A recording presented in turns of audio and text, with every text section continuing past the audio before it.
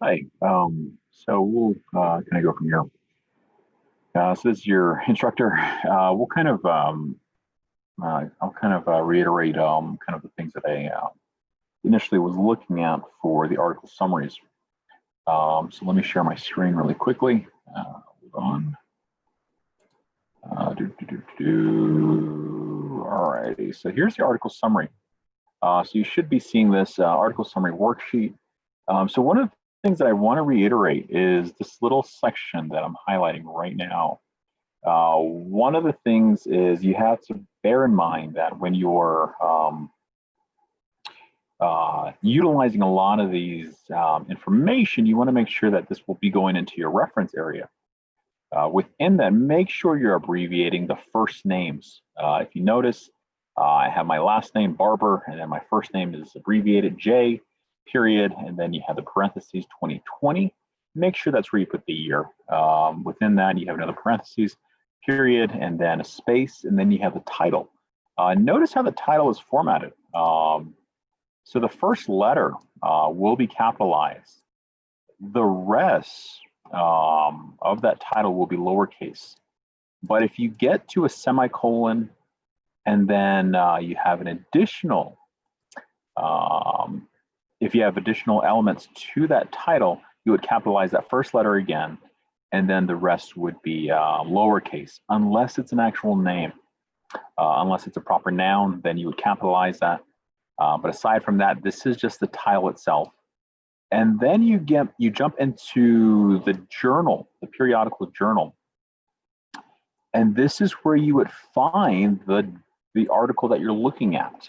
So your article should have a periodical journal. That's pretty much where you're getting a lot of your information. One of the things I cannot stress enough, do not use newspaper articles. It even says that in the initial outlook, right in here. I did highlight this little portion. No social media outlets, no newspaper articles. One of the biggest things is newspaper articles are not scholarly articles. Scholarly peer-reviewed articles are articles that have gone through extensive research. They've been peer-reviewed by other researchers to make sure that the information is sound. So that's one of the things I cannot stress enough. And then you go into the volume number and then the issue number. And then if you notice, this one is still italicized. And then you go back to the normal, so you unitalicize it. So you deselect it, and then you have a parentheses, and then you have the issue number, parentheses, and then comma, and then here's the page number, and then a period, and then you have the DOI number. So again, that's where I asked a lot of you to find the DOI numbers. So again, that's pretty much what I'm teaching a lot of you to learn to do as you're going forward. You want to make sure that you're learning to apply a lot of these things. So the reason why I have you do an article summary is primarily along the lines that when you're filling out the rest of your research paper, when you're completing the rest of your research paper. So again, your first paper is your topic of choice paper. So that's where you covered a lot of your introduction. You're sharing a lot of information, but again, a lot of that was kind of almost the seminal work. So initially within that, it's very rudimentary. But now, as you're continuing onwards, you should have been whittling away at it, making some different changes, because your topic of choice paper will then merge into what is your research paper. So this is where I'll share my screen again. Hold on, let's see, share screen. So I'm gonna pull up what initially you're gonna be looking at. So here's the paper. So within that, you're gonna have, you don't need to do a running header for the 7th. So what we're doing is we're going into what is considered the 7th edition. So the 7th edition of the APA formatting is, there's been some changes and everything else. Please make sure that you have a page number up on top. So this is gonna be your first page number 1. Within that, make sure you have the title, make sure you have a title for your research paper.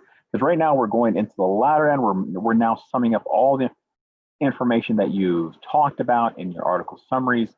So I've had some students that initially what they did is they were just doing article searches. So they were just searching for as many articles as they can. Some of it did not link back into their initial paper.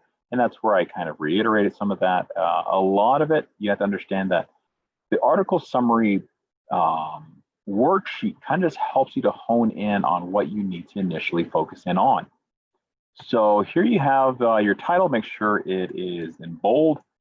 Make sure you center it. You notice if I zoom out, so you're going to center it right in here. Make sure you center it. Make sure it is centered. I've had students kind of play around with all this. It's very simple.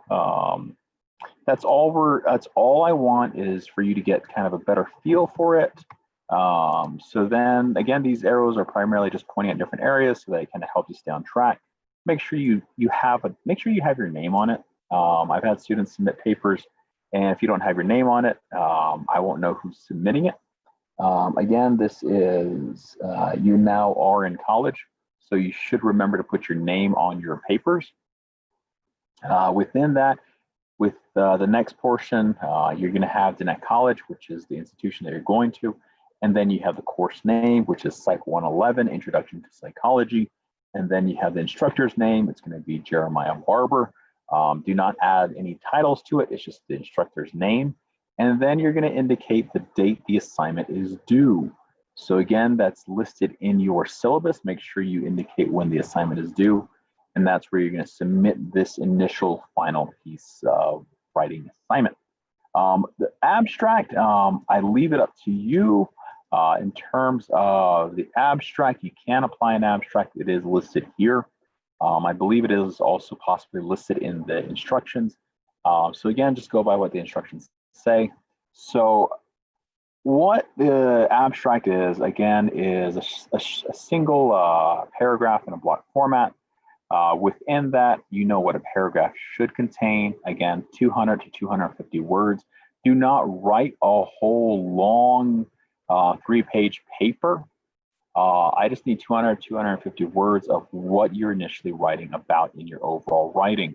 So this kind of gives the reader a background of initially what they're going to be reading, what they'll be looking at. So within that, summarizing each part of your paper.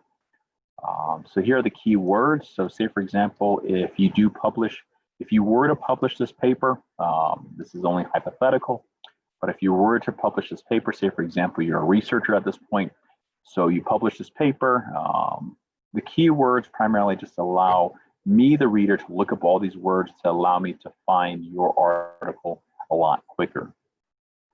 So now, here we get into the first page, introduction page. So again, this is the introduction. One of the biggest things, you're laying down the structure of what you're wanting to write about.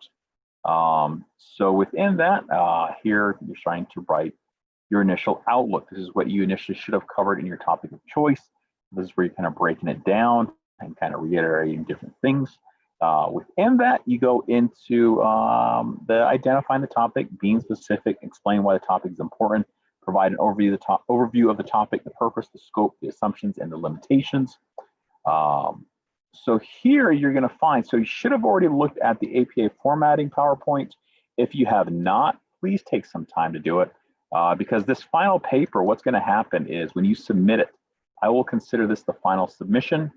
And within that, if you notice, a lot of your discussion questions, I'm asking the same formatting, because it kind of almost, I'm trying to show you that formatting as you're going along, so that by the time you write your paper, it's almost second nature. So again, for some students, this is still not second nature, so I would really take some time to look at the APA formatting PowerPoint. It is listed in the resources if you have not.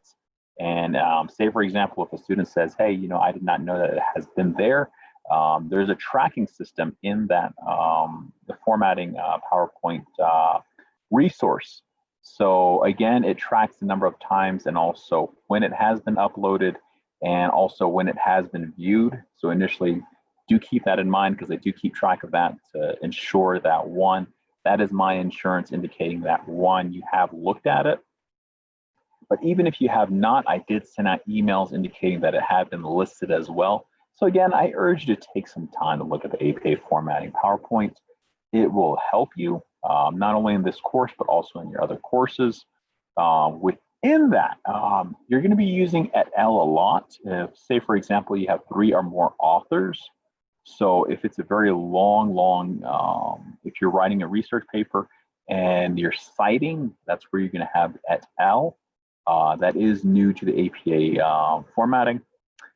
So now the literature review. So this one, you're just explaining different things. You're summarizing. So again, that's where you have the article summarization.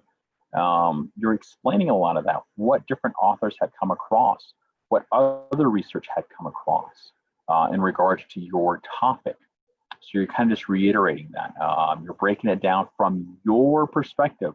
I know a lot of students love to do quotes. I'm trying to pull you away from doing quotes. Maybe in high school you did quotes. Well, now in college, you're learning to move away from doing quotes. You're now paraphrasing.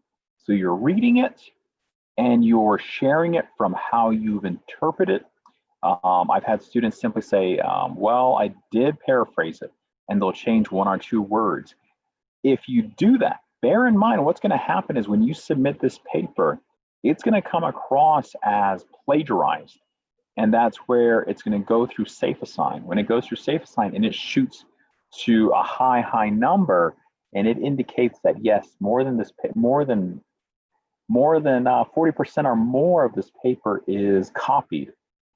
I will send you an email indicating that you do need to rewrite it.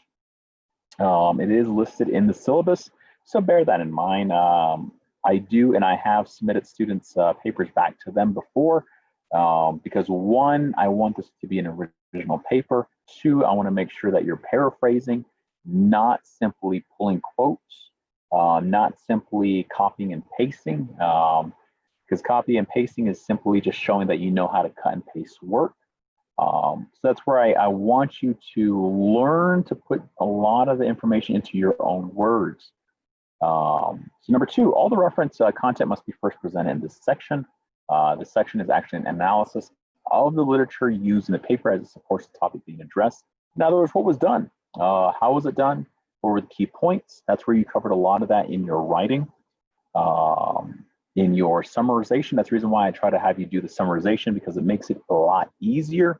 Some students did not feel like they needed to do that, therefore they kind of winged it.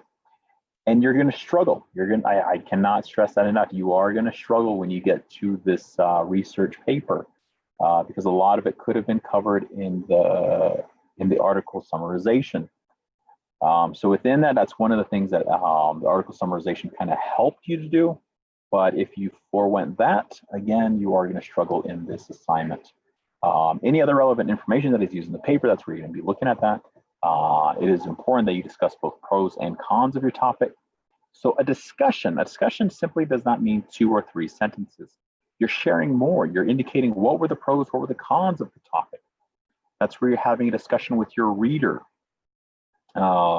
And that's where you're sharing to your reader the different elements that were presented in the initial topic. So now moving on, discussion. So that's where you're discussing the initial elements that were initially covered. You're exploring the topic, exploring the importance and key elements from the literature. You're presenting and discussing using literature support. Minimally 3 key elements or perspectives in the topic. What are the future implications for this topic as it relates to psychology? In other words, what future direction are you looking at? What new things could you possibly look at? Then you're commenting on it, your recommendations, you're summarizing the statements, and then you're providing evidence of critical thinking and the development of the topic. So in other words, what things did you bring across? What things did you initially interpret from what was presented? And then you're referencing the content with the appropriate APA style formatting. And then you're concluding the whole thing. You're concluding all the different elements you've touched on and all the things that you've shared, so that you're initially tying everything together and summarizing everything so that you're closing up the initial outlook of your paper.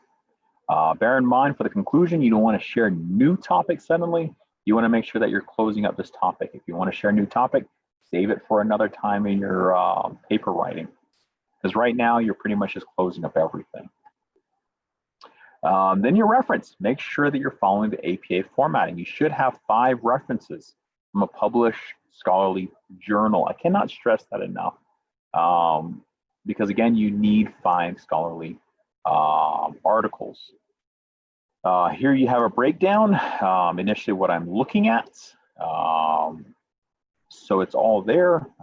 In addition to that, also bear in mind that the reference page should be a separate page. Don't clump it up over here with your discussion. Make sure that you're going onwards and going into the reference section, and you have another separate page. So in total, so you have your first page, your title page, and you have an abstract, and then you have 1, 2, 3, close to 3 to 4 pages. That's pretty much all I'm looking at. I know it seems like you can wing it the night before, and it'll show. It'll show in terms of your writing, whether or not you've winged it or simply wait until the last minute. A lot of these assignments, I pretty much try to give you enough time. Bear in mind that these have due dates. If you go past the due dates, it will not be accepted because initially, like I said before, we're closing out the semester a little early. So within that, make sure that you submit a lot of these assignments early. This is the final, I think, large assignment that you have. So take some time to look at it. If you have questions, let me know. Do not wait until the last minute. Do not wait until the night before. The reason why I say that is you're an adult and I will treat you as such.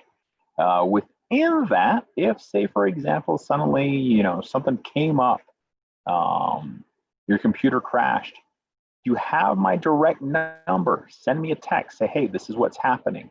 Because if you simply say, hey, I did not know, blah, blah, blah, I will simply say, well, it was listed in the syllabus, it was listed in your instructions, it was listed in all this, you had enough time to work on it. And that will be the initial backup that I will give you. That will be my initial backup because again, I try to lay out everything in advance so that it gives you enough time to work on a lot of these different projects. So again, if you have any questions, let me know. So this will be uploaded and you will be able to see it in the YouTube window. Have a good evening, be amazing, be awesome. Other than that, I believe that is it.